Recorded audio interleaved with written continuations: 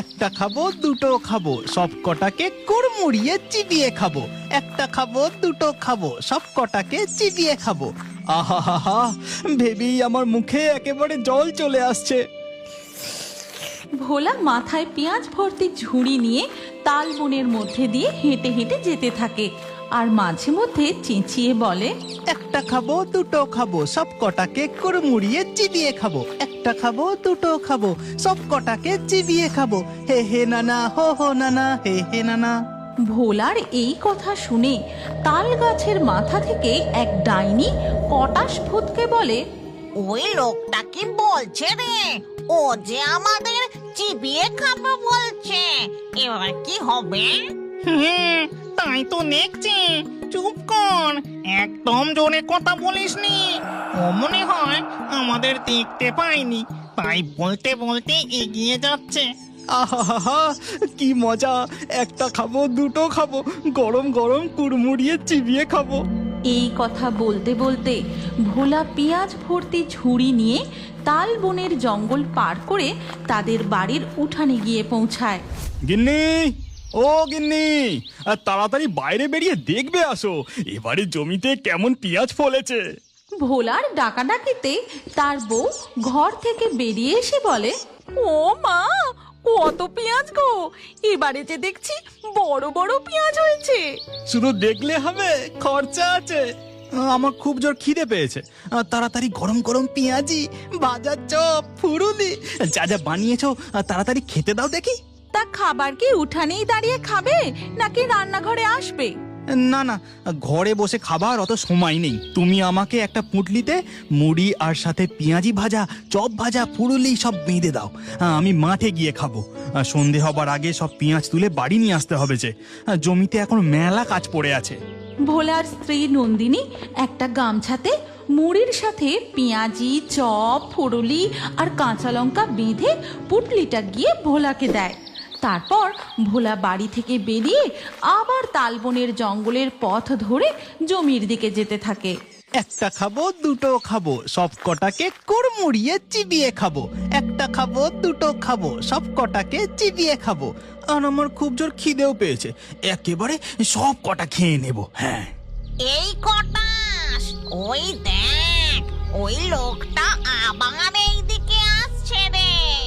এই তালবনের সব ভূতেদের এবার কি হবে রে? ও যে বলছে খুব জোরে খিদে পেয়েছে। ডাইনি, ওর পেট না ভরলে ও কিন্তু সত্যি সত্যি সব কটাকে কুড়মুড় কুড়মুড় করে চিবিয়ে খেয়ে নেবে। এবার কি হবে? তুই চুপ কর দেখি, আমাকে ব্যাপারটা দেখতে দে। চল আমার সাথে। এই কথা বলে ডাইনি তাল গাছের উপর থেকে ঝপাং করে ভোলার সামনে গিয়ে দাঁড়ায়। তার সাথে সাথে কটাস ও বাকি ভূত পেতনিরাও এসে দাঁড়ায়। পেন নাম নেবেন কর্তা মশাই? আপনার শ্রীচরণে কোটি কোটি পেন নাম। হ্যাঁ কর্তা মশাই, আপনার চরণে আমরা সবাই কোটি কোটি পেন নাম করি। কর্তা মশাই, তালবনের মধ্যে ভূত পেতনি ডাইনিদের দেখে ভোলা মনে মনে বলে, ওরে বাবারে, এরা আমার কানারে কি বিটকেল চেহারা রে বাবা! এরা এই জঙ্গলের ভূত পেতনি ডাইনি নয় তো? এবার আমি কি করি? দৌড়ে পালাতেও যে পারবো না, যদি আমাকে তাল গাছের ডগায় তুলে দেয়।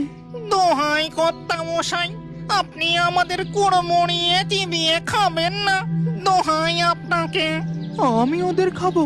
এ কি বলছে? তাহলে কি ওরা আমায় ভয় পেয়েছে? না না, ব্যাপারটা বুদ্ধি দিয়ে সামলাতে হবে। অত সহজে আমি তোমাদের ছেড়ে দেব না, হ্যাঁ বলে দিলাম।